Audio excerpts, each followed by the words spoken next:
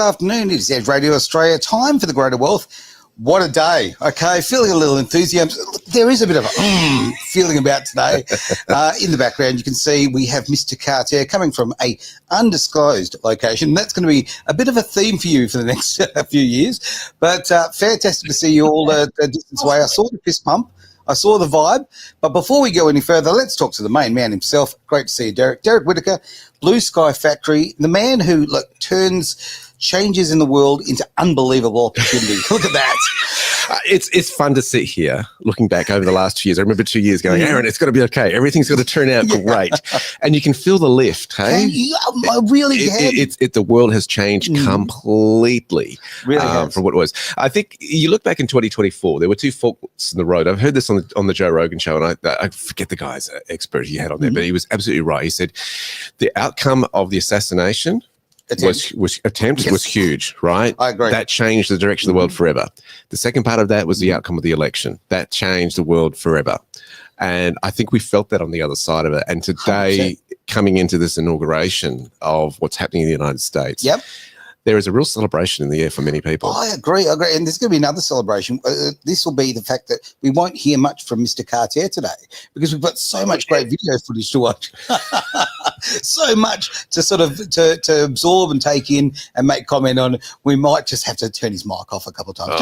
Just say. I'm sure he'll get in some. I think he'll give it a go. But it is a pleasure to have. I'm the admin on this account, so even if you turn me off or just turn me back on, good point. Yes, good point. No, but honestly, all jokes aside, it's an absolute pleasure to have you both here. I do feel like there's a weight that's been lifted. I'm really excited about the future, which is something we haven't felt for a long time. So very, very positive thing indeed. Now, you've got a lot of videos that you want to talk about today. I want to. And there's some great stills as well. So should we just get straight into it or should we just keep celebrating? Let's do both. Okay, let's do both. Everything is about to change, and that's what I've called today's show. Right. Everything is about to change. The world will have to change because of the USA. What's going on, and they know it. The world leaders. If we have a look at this first video, this is classic. We can talk over this. This is really, really interesting. This is the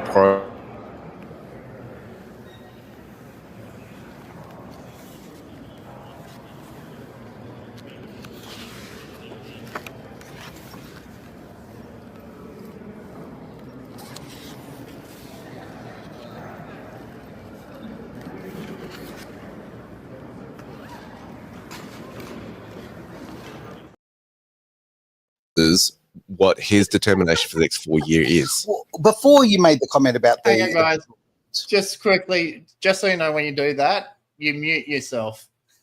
So no one heard anything you just said. Yeah. Okay, that's a shame. There we go. Never mind. We'll know for next time. The point I was trying to make there is if you look at his face there, it's a wartime president face. 100%. I am cleaning kind of look, everything out, and you better not get in the way. And that is a photo they'll see in all their official offices as far as governance is concerned in the United States of America. So every worker that works for the government will see that and go, you better not mess around or any internal corruption. I'm after you. We are cleaning house. And that, I think, is a powerful, powerful statement, not just to public servants in the United States, also within the states, state government legislations as well, but also internationally for those guests who are coming to the inauguration are getting that in their program going, take that home with you. This is your souvenir from this inauguration. It's a powerful statement. It really is. I mean, so much of a statement can be made with a simple image, and that's exactly what that is. Symbolistic, simple, boom, straight to the point. I do love it. If you look at the lighting, it's that one where it's emphasizing, the features of his face. It looks domineering. It's not a friendly photo at all. No. I'm coming at you. And then that pin just pops in the corner there of the United States flag. And you know what's interesting? Okay, now this morning the process has started where we're having the hostages being released. Okay, now that's a man you don't screw with. That photograph is saying internationally, boom, to the international community.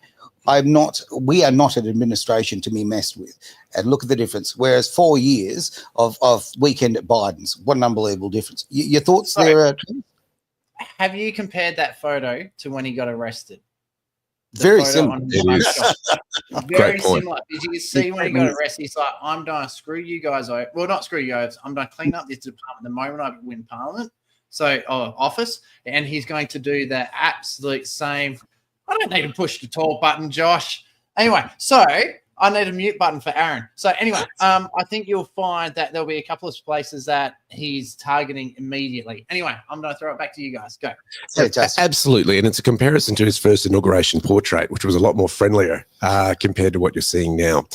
I have no doubt in the second video that we've got here of this is from Sky News, and it's interviewing senior advisor Jason Miller.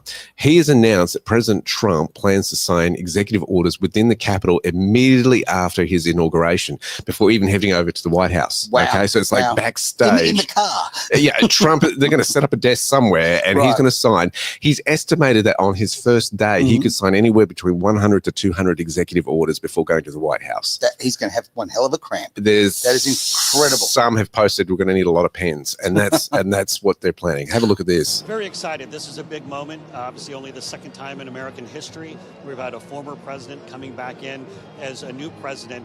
And I think the difference here is that President Trump can put things into action right away. We're not talking theoreticals. We're not talking 100-day plans or 6 months or a year down the road. These are things he can start doing tomorrow at 12:01 p.m. when he's sworn in. I think that makes a big deal for international security, as we've seen to the peace deal already put together in the Middle East. But even for right here with our own southern border, we're going to be able to put those policies back in place and secure it right away. I remember you telling me quite some time ago now that on the steps of the Capitol building, in the moment after he was sworn in, he would sign a pile of executive orders. Is that the plan? It won't be on the steps, of course, because of the weather. The steps will be inside of the rotunda, but I think you will see some immediate action there inside the rotunda before the president heads over actually back here to where we're now at Capital One Arena. So he's going to sign executive orders in the Capitol building before he's even got to the White House. There's a very good chance you're going to see some put into action right away. But then when he gets over here to the Capital One Arena as part of the events tomorrow, he will be signing additional executive orders. But even beyond the executive orders, there are executive actions that he'll be putting into place as well, different rules changes, things of that nature. And so especially we talk about remain in Mexico, ending catch and release, the border policies, energy deregulation to allow the drilling to get going again in a number of places, but also ending DEI and the wokeism that has really infected our federal government. That's going to go into place. So there you go. You hear what he's going to do immediately. And the word was action, okay? Not all this talking, just not hollow sort of statements of political intent, not trying to buy votes or anything we see so often in politics, or appeasing a particular lobbyist group. Action. We're going to go in and we're going to get rid of this woke carry-on. We're going to start cleaning up. Yeah. So border policy. Yep. DEI, which is all the diversity, equality, mumbo jumbo. Yeah. Isn't that actually wokeism? Called wokeism? There's another word for look, what is it? Discrimination. That's what it's called. That's right. Yeah, I've heard of that. Yeah, and the energy stuff as well, because he's got to get this. This will curb inflation. Drill, if you can get drill. If you can get energy going economically for America, that is so key to move forward, because apparently the Democrats were trying to put in a lot of legislation and barriers that of areas they wanted to sanction as far as land was concerned, that they couldn't access to do that drilling. What also is interesting is because he wants to call it the Panama of America. Right, not the Panama of America, sorry, the Gulf of America. I hadn't heard that one. Okay, yep. Yeah, Gulf of America, I beg your pardon. What's that saying too is it holds up so much of the drilling they can do in that area. Oh, okay. If they can change it, his theory is, well, if I change the name of it, then we get better access to those oil areas and those oil wells. But oil and energy is key to his inflation attack for the economy. And I think that's the paramount thing, okay? Americans are hurting right now. Australians are hurting. I mean, a lot of people are thinking, look, why are we so excited about an American president? Why are we so excited about this politics? Because it's a seismic move. This is a tsunami washing away the wokeism, the rubbish, the fake agendas of the money laundering that we've seen through the whole fake, alternative energy kind of world. The deep state. Oh, the deep state. The socialism. The socialistic agendas of also Europe, which has been big, huge. They are really having to reassess how they're going to deal with America. Yep. You're also looking at this in Australia, the socialistic agendas that have been going in here. And let's face it, we have got a government right here in Australia that in its Article 4, thanks to Travis's input on that one, showing us that, that says we're a democratic socialist government. 100%. And I think they've got to really reassess. Penny Wong and Kevin Rudd, who are over there for these celebrations, I hope they're really thinking about where they go from here.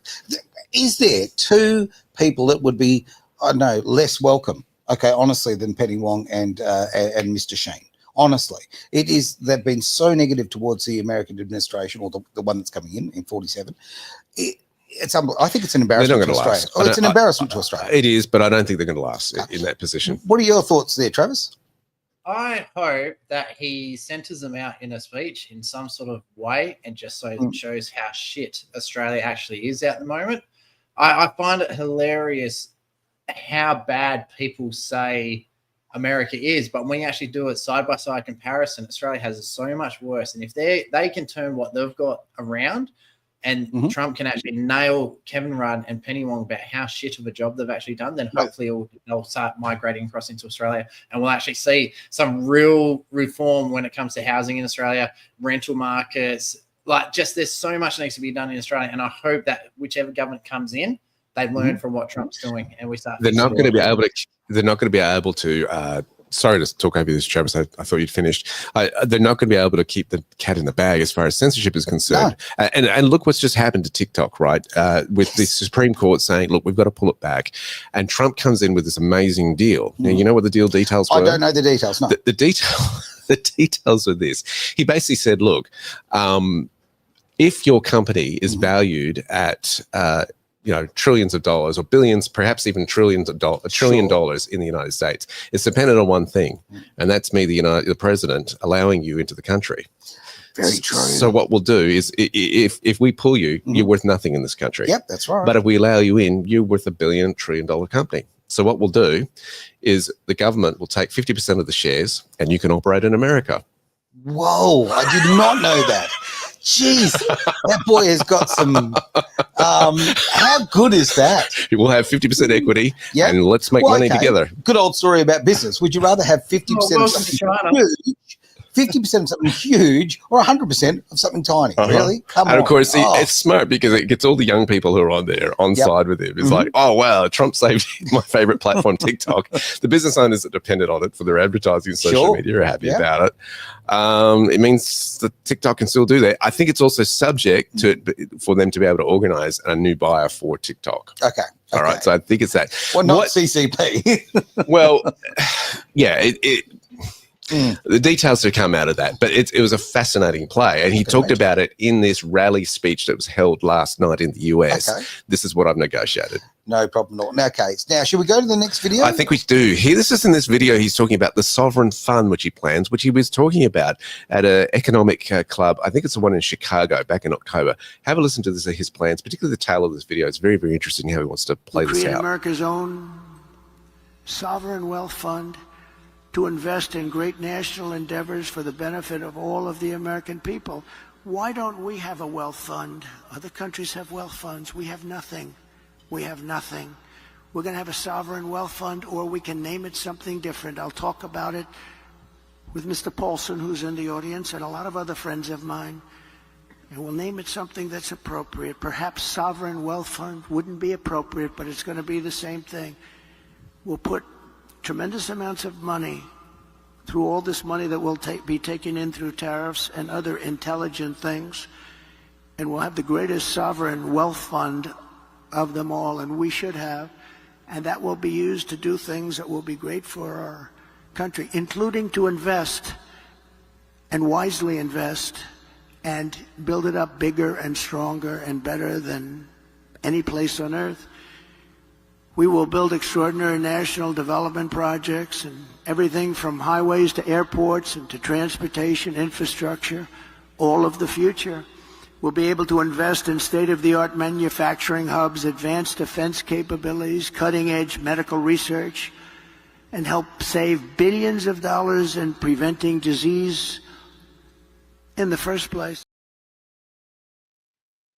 There you go. So he wants this sovereign fund that will fund infrastructure of the United States. Yep. A lot of infrastructure, particularly in places like California, really needs repair, and we've just saw this. Haven't we?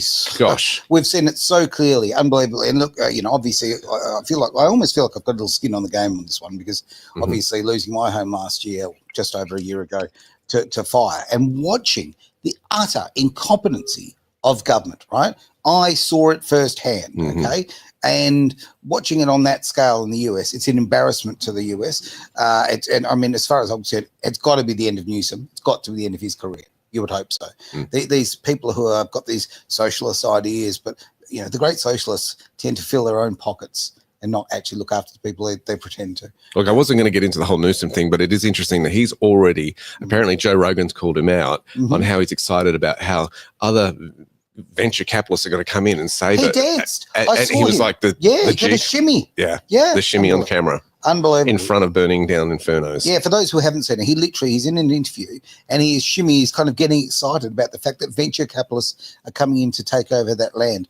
You've got to be kidding me. Yeah, so we won't go near him today, but I think it's a valid point about crooked, disappointing government that doesn't actually act. It's the extremes, the extremism of the last 4 years comes out in kind of that footage. It's like, hey, this is what we wanted. And we did a segment last year about government wants to seize your land. Yeah, and it's like, thanks for proving our point. And they certainly have. Okay.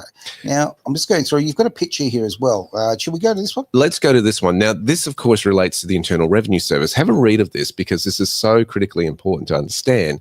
The IRS commissioner to quit as Trump takes office, Danny Werfel, Biden's pick to transform the tax agency, plans exit after Trump announces intent to replace him. So they're already resigning. They're jumping. And this is really, really important because Danny Werfel had 3 years left in his term. Okay, so he's bailing early before, President-elect Donald Trump or President Donald Trump was going to remove him. This decision to quit on Inauguration Day really sidesteps the confrontation between the tax agency and the incoming administration. It's kind of like, let's just get out of here beforehand. Yeah. It's easier on your resume to say that you resigned as opposed to you were fired. You don't want any form of accountability, do we? I mean, it's politics. Right? Yeah, and I think a lot of people are jumping ship and leaving these careers and resigning, hoping that, this will close it and this sort of stuff. It's not going to happen. No. There is going to be some accountability for what has gone on. And I'm not saying necessarily that's Werfel's case. However, when you've had reports from when the Democrats were running the ship, that IRS agents were rocking up with firearms and handguns to collect funds, you've got to really understand what does that do. Now, he's changing the whole shift, if we see in this next slide, to how funds are raised by government. This is his big pet project.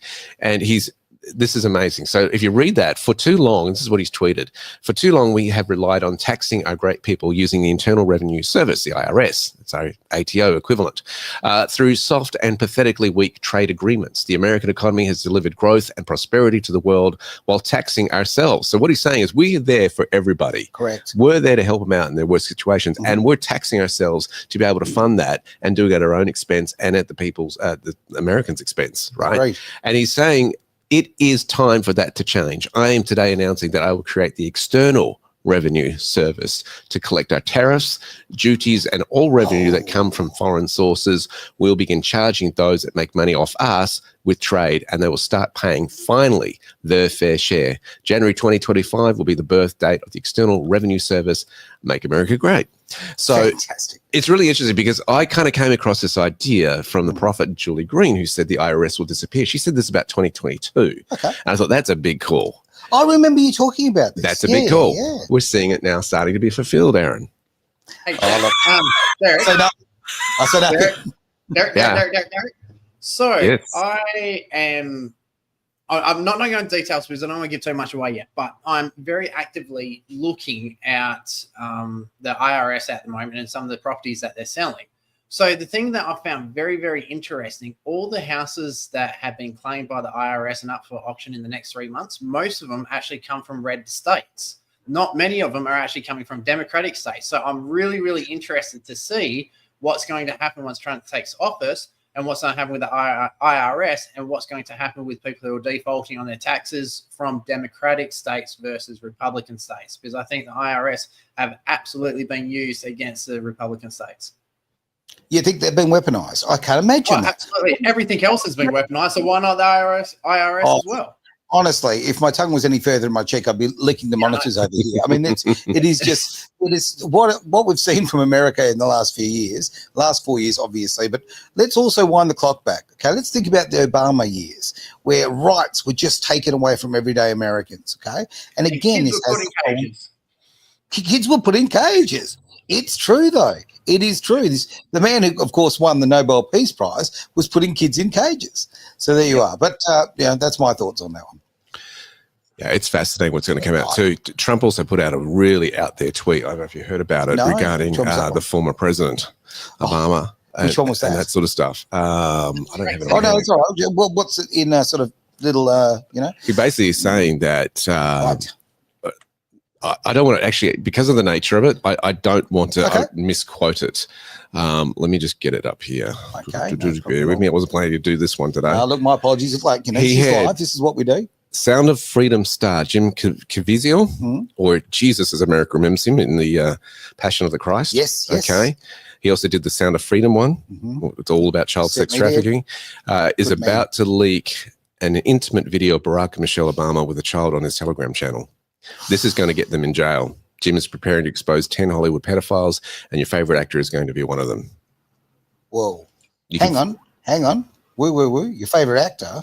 Yes. It's going to be one of them. It's frightening. I mean, honestly, we talk about that, that special little island that was out there that this man who didn't really have a job sort of owned. And you think about all the people that flew there, and I'm going to say it, okay? Gates.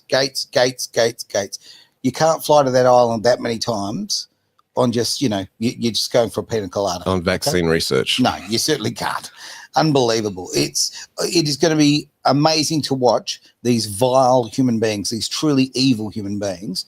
Actually, I shouldn't be calling them human beings, these evil monsters. It'll be great to see them fall. I know I shouldn't be revengeful, but I am on this one because I think about the millions of people who have been hurt and the children. To think of the children, honestly, it's ridiculous. Look, I think we've had 4 years. I think people were warned. These people who were starting to be engaged in these kind of activities. Yep.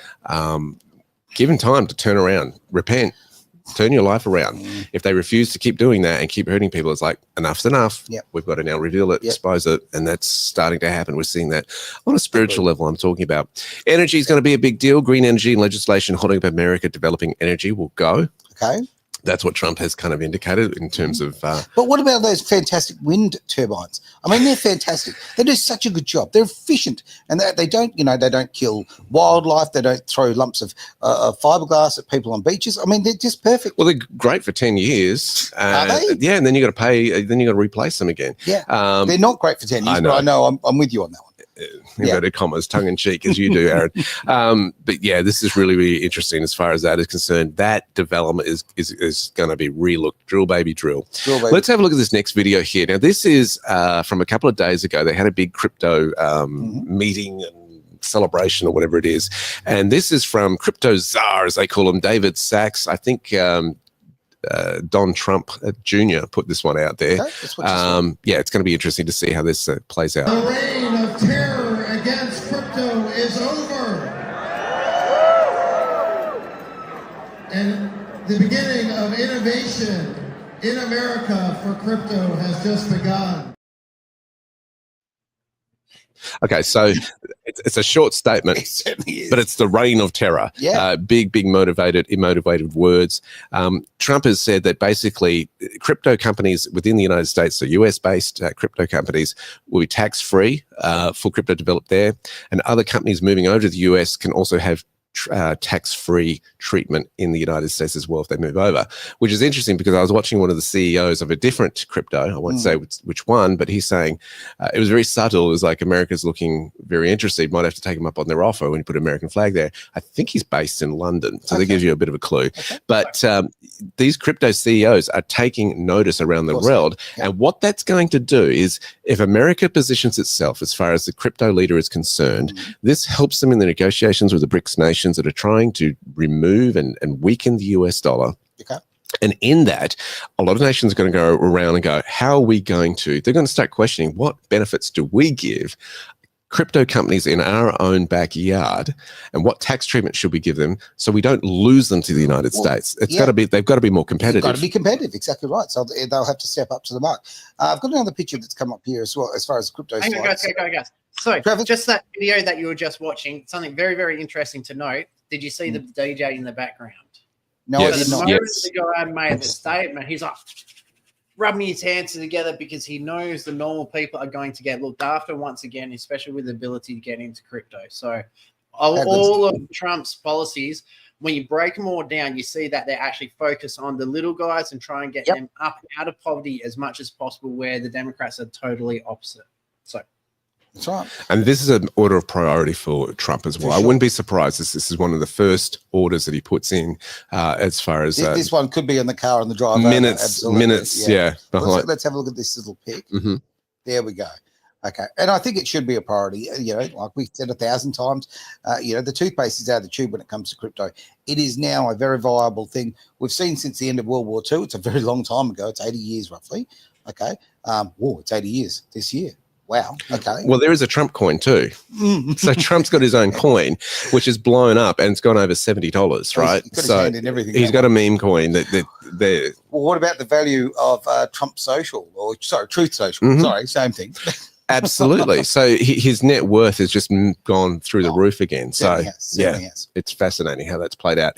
This company now is like a number 11 as far as the biggest companies in crypto are concerned. Is Trump meme coin, and it'll be interesting how it goes up and down as far as his presidencies and policies are concerned. Just as we've seen the volatility of Truth Social on the stock market. Yeah, and there has been a lot of volatility in that department. It has. Okay, should we jump to the video here about his revival plans? What are your thoughts there? Yeah, let's do it. So this is about the frontier. Be able to buy a home again and be a part of the American dream. We will make housing much more affordable. As inflation is tamed, interest rates will dramatically fall. They'll be down very, very low. We'll get them down. We had them down to 2.4% and even lower than that for a period of time. Reducing mortgage rates is a big factor. We're going to get them back down to, we think, 3%, maybe even lower than that, saving the average home buyer thousands of dollars per year. We will eliminate regulations that drive up housing costs with the goal of cutting the cost of a new home in half. We think we can do that. The regulations alone cost 30%. Regulation costs 30% of a new home. And we will open up portions of federal land for large-scale housing construction. These zones will be ultra-low tax and ultra-low regulation. One of the great, really small business job creation programs it will be of all time. We're going to open up our country to building homes inexpensively so young people and other people can buy homes. You can't buy them anymore. Millions of Americans will take part in setting these safe and beautiful communities, reviving the frontier spirit, and really, as I said, reviving the American dream. It's about the American dream. It's all about the American dream. Okay, so America has a huge homelessness problem right now. Amazing how many people, you look at LA, they're living on the streets in tents. It's just all across the country. And this is white collar workers, right? Yeah. These are people that go to white collar jobs and they go back to a tent at home at night. That's their place. Yeah. Imagine that. You'd want to stay in the office as long as you could, wouldn't you? There's two things he's tackling there. Over-regulation, which he's saying is 30% of the problem of the price of new home builds. I'd like to get Travis's input on that in just a moment on that point. And the second one is, of course, land release, which is something we've been talking about for a long while, right? We're going to release federal land to allow people for these new developments without the regulation that we currently hold. Could we ask the Australian politicians to listen to that bit? Well, here's the thing, the advantage he has over many Australian politicians. What's that? He's been in the building trade for how many years? His whole career. He's a property developer and that sort of thing. True. He knows what it costs to build a sky-rise, a housing development. He is right across this. Travis, I'd love to get your input on this. So, first of all, I love how he says housing is unaffordable for young people in America. So the average prices in a lot of states like New York State and all that sort of stuff, you're looking maybe $150,000 a house. So if you're looking at states like WA, our average house prices are over $600,000. So for him to say that Americans can't afford houses, I think that's it's not a stupid comment. It's just a lot of people are going to take it out of context because they don't understand. Most of the young people also in America have 7 credit cards, a personal loan, car finances. They're mortgaged up to the eyeball, so they can't even borrow $50,000 for a house. So I think there's a lot more that needs to be looked at rather than just saying, oh, young people can't afford a house because houses are so expensive. That's bullshit. The houses in America are not expensive by any stretch of the imagination. So taking that, though, what I did love is that he's trying to regulate the interest rates because that's going to help everyone across the board. So taking away the bullshit, the stamp duties and all that sort of stuff going into a house and cutting down the costs of like the regulations getting into a house, I think that's a great thing in every single country, not just America. And it's a smart move and something that Australia really, really needs to do. Stamp duties absolutely. So as you guys are aware, we sold 2 properties in Geraldton. They were very, very cheap, ex-state housing houses. So Geraldton is not an expensive area. I think the average house price in Geraldton is about $230,000. To sell 1 unit was $17,500 to use a real estate agent. That's to sell 1 house. So we were giving up, what's that? About 35 grand. 8 or 9% just in real estate fees. And that's not including stamp duty, interest, any other fees and charges, termite inspections, electrical and plumbing inspections that we have to do beforehand. So not only to get into housing is really expensive, but to get out of housing is really expensive in Australia. So getting rid of all those sort of regulations is a fantastic thing. So I love that. The easiest way to reduce the cost of land is not banning foreign, like the Liberal policy in Australia of banning foreigners from buying land in Australia is not going to do anything because no new houses are available. All you don't do is reduce the house prices, but jack up the rental prices. That's all you're going to do. It's not going to help the everyday people. So opening land up is the number one best way to stabilize the housing market's price or to lower the price of houses and make it easier for people to get in, and then removing the cost to get into a house in the first place. So those 2 policies, well done, Trump. The other one, I disagree with him on that one. House prices in America not expensive, they're cheap as shit. On the rental thing, I want to point this out. As far as in Australia, I was actually speaking to someone just a couple of days ago who was talking about the subsidies that are coming through from the the Australian Labor government that currently in power.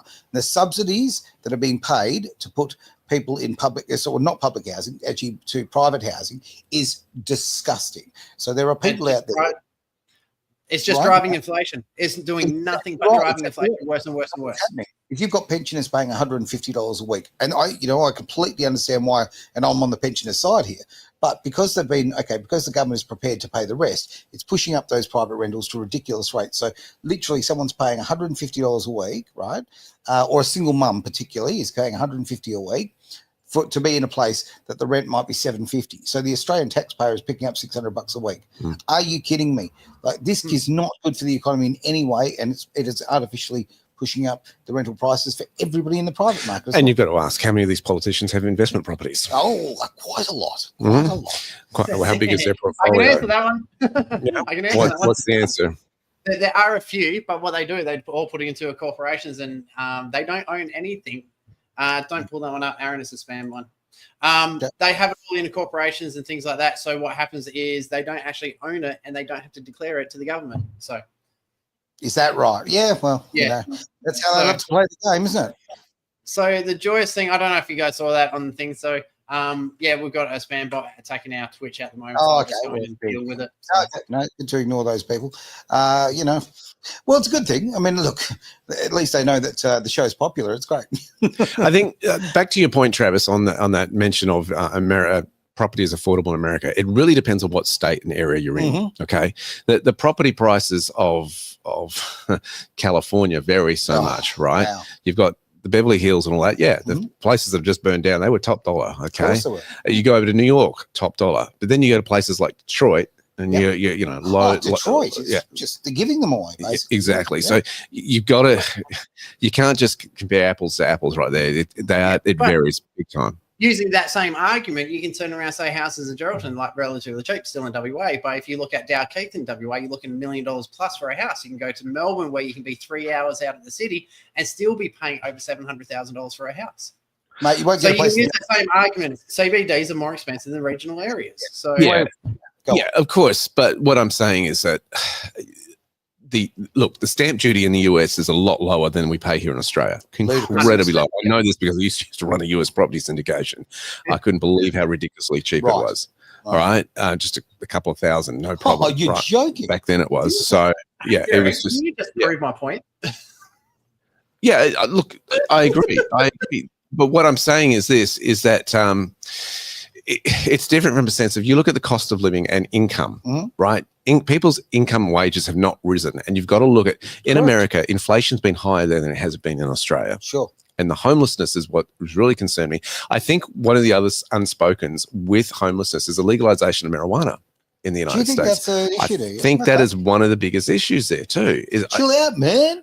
Jeez. I think once the addictiveness of that is causing massive problems in terms of the social dynamics of the United States. Plus, you got to remember their welfare system is not like what it is here. No. It is completely different. It is very, very different. Well, yeah, it's a much shorter period, isn't it, too? Yeah. And the food stamps. And the whole cultural thing of welfare there is you don't want to stay on it. It's a shameful thing. Okay. You only do it if you have to do it, and you want to get back on your feet again. It's a totally different cultural. Well, I don't know. I don't think it should ever be a shameful thing, but I think it should be. It should be a step up. I mean, it should be a hand out. A hand up rather than a hand out. That's what I'm trying to say. Yeah. It's very, very different. So you've got to take the whole context of that. Why is housing so unaffordable? Mm-hmm. There are other elements in there. Those elements to it. All right, let's jump on to the next video. Now, I've got to find it there. It's So this is the eighth one that we're looking at here, the eighth element that Trump plans to, I beg your pardon, number 9. We've got a slide here. We've got a slide here that I want to look at how this is affecting as far as world politics are concerned. Now, we mentioned at the start of the show, already we've had a ceasefire in the Middle East, which is fantastic, right? Anything to stop bloodshed is brilliant. Of course it is. Okay. I have seen some rumors that Eric Trump apparently said that Zelensky asked several times whether he could be invited to the inauguration, and he was turned down many, many times. But this one's really interesting as far as US politics is concerned when it comes to China. Okay. Trump tweets here, if we still call them tweets, I just spoke to Chairman Xi Jinping of China. The call was a very good one for both China and the USA. It is my expectation that we'll solve many problems together and starting immediately. And I think when Trump says immediately, he means immediately. We discussed balancing trade, fentanyl, TikTok. Well, he's already solved that one. Many other subjects. President Xi and I will do everything possible to make the world more peaceful and safe. So there's a bit of diplomacy going on. I think we're going to see a more diplomatic president in some instances where he... Well, hang on. How about one that just shows up? How about one who isn't dribbling from the corner of his mouth?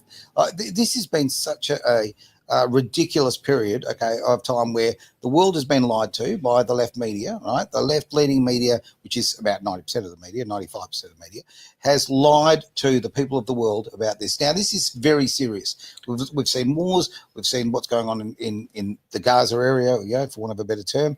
We've seen all of these conflicts that have been, A, started, or B, have been prolonged by a complete lack of strength shown by the US, right? Mm-hmm. Yeah, and we're accustomed to the US stepping in. I don't always like it. I mean, I don't like what the Americans did in Vietnam. I don't like what they did in, sort of for the Eastern Bloc, if you like, of Europe, 30 odd years ago. I don't like that sort of thing. But at the same time, we have been accustomed to the fact that the biggest military in the world does step in when needed, right?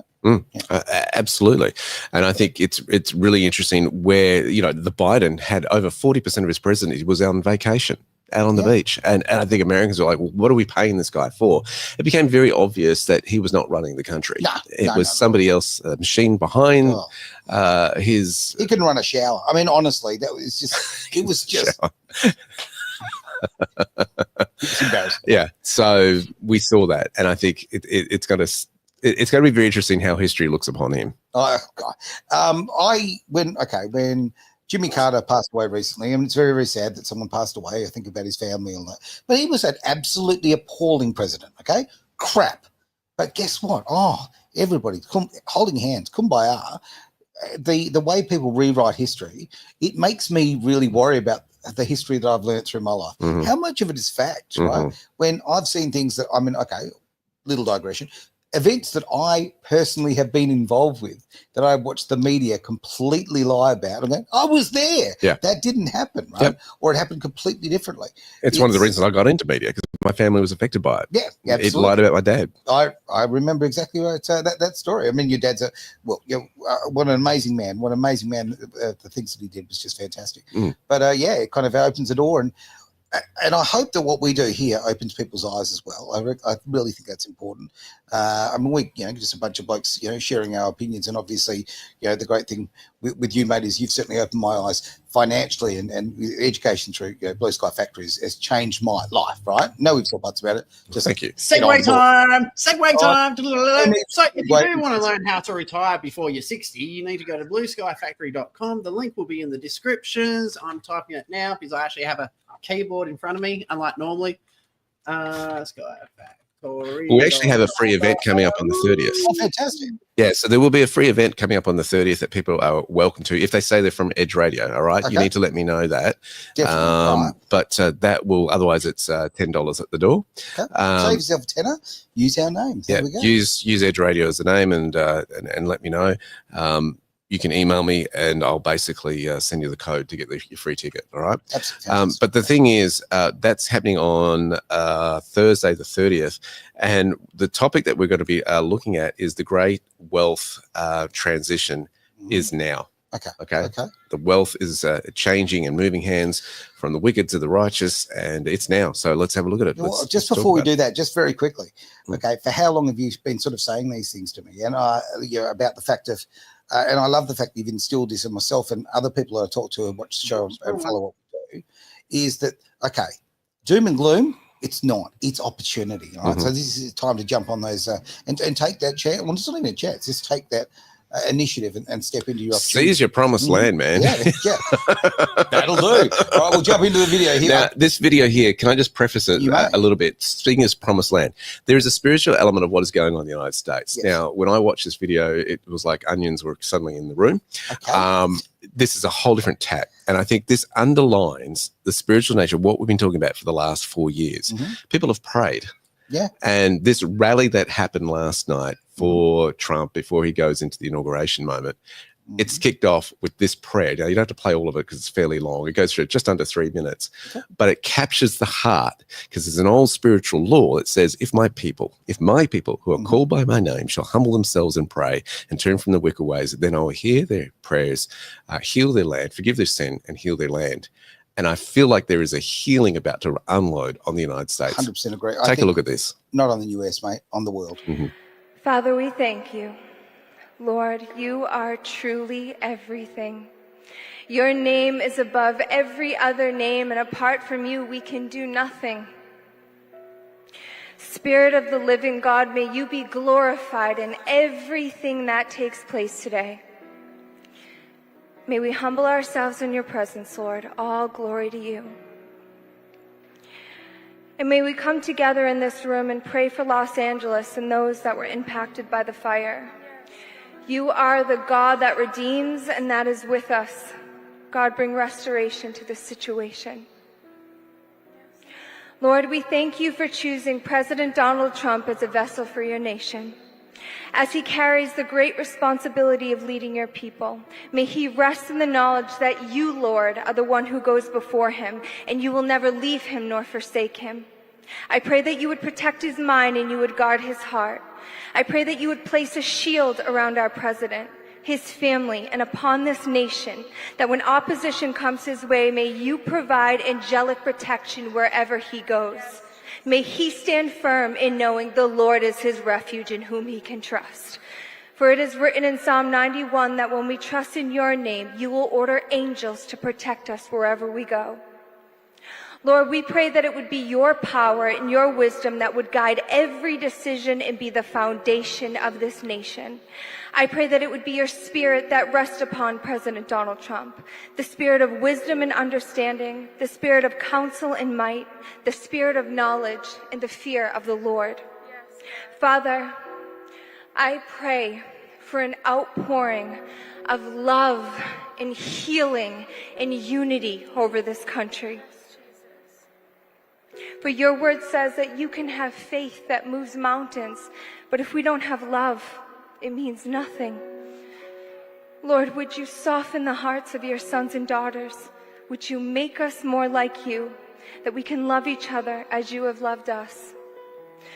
Lord, I come boldly to the throne of grace, and I pray for a revival in this nation, that we would get back to the heart of the matter, and that is you, Jesus, the Prince of Peace, the one who humbly laid down his life for us and calls us to lay down our lives for one another. May that be the very foundation of this nation.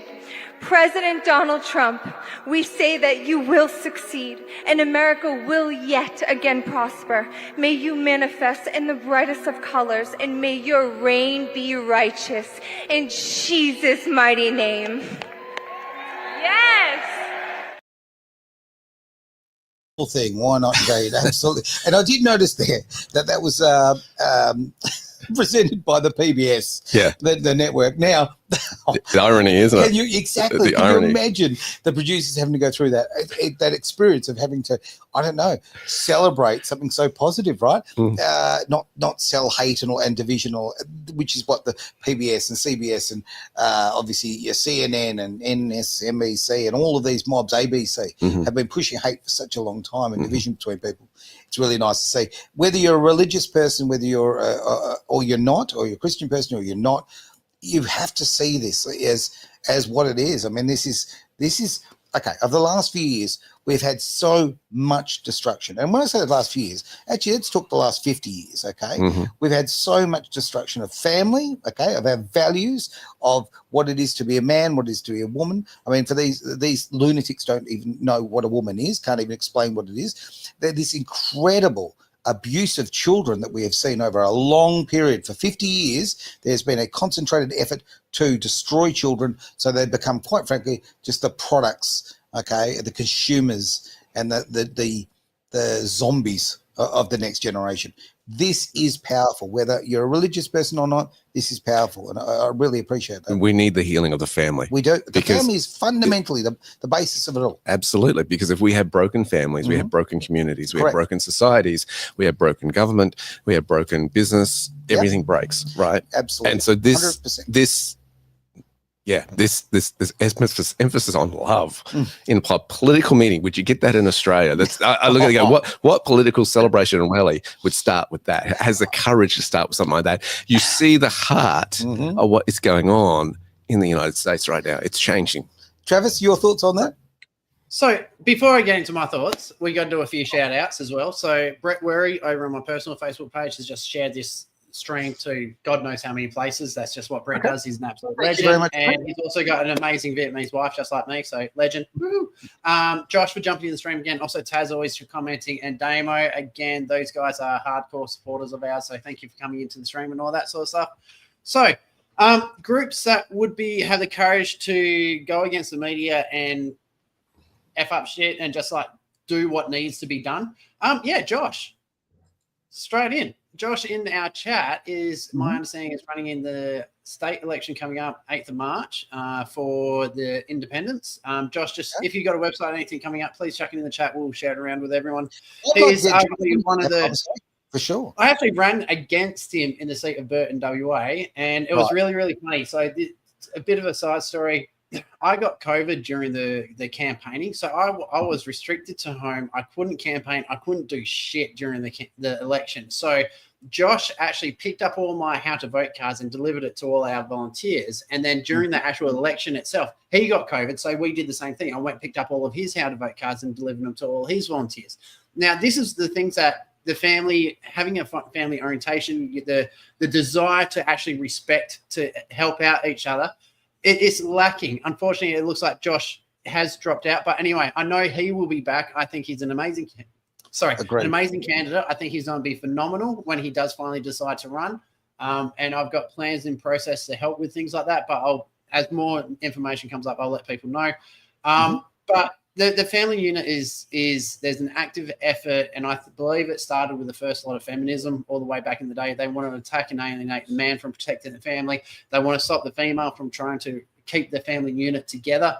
And they're just taking away the historical roles of men and women and trying to merge it and say that men and women are the same. We are not the same. We're built differently. We have different roles within society, and it's causing society as a whole to break apart. And to have people like that, and I have to compliment them having two extremely attractive young ladies doing that speech, because these days, if it was the Democrats or the Labor Party, you'd have some blue-haired whale preaching about some other crap, and it's like, just be normal. Like, for once, I just want a normal member of parliament. I just want someone who focuses on the everyday people and tries to get them up, not saying, like, for example, the fire. It's like, oh, you want someone who looks like you. No, I want someone to get me out of a fucking fire. Sorry about my language, Derek. You don't beat me out, but just like, you're a firefighter. I need someone to save me if I'm in a point of emergency. If you can't save me, you should not be in that position. So there you go. Okay, Josh, shout out to Andrew Middleton. I've met him a few times. I think he's a top bloke. I think he's going to go far. But yeah, Taz, I know you've had blue hair, but I don't expect you to carry me out of a house either.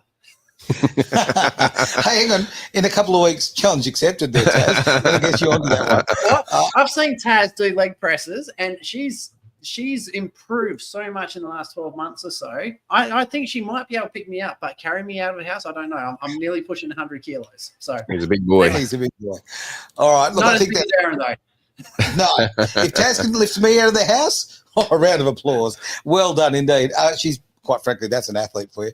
All right, end of the show, everyone. Thank you so much for all your great comments that have come through and for listening as we've gone through these wonderful videos and pics. I think today's a really important show. I really do. And can I just ask everybody, please, like, share, subscribe, do all those things that you hear all the YouTubers talking about, because it makes a big, big difference. Okay, it really does. Our world runs on algorithms. So if you could do that, tell your friends, right? If your friends are you're having a conversation with you, having a barbie, and they're saying, I'm sick of the rubbish I'm seeing on the news or this or that, encourage them to maybe sort of step over and join us here at Edge. I would really appreciate it. I mean, we're growing hugely. Things are going unbelievably well. But end of the day, this entire station is all about free speech. It is all about reaching as many people as possible. I haven't seen the comment that's about to come up. Yeah, okay.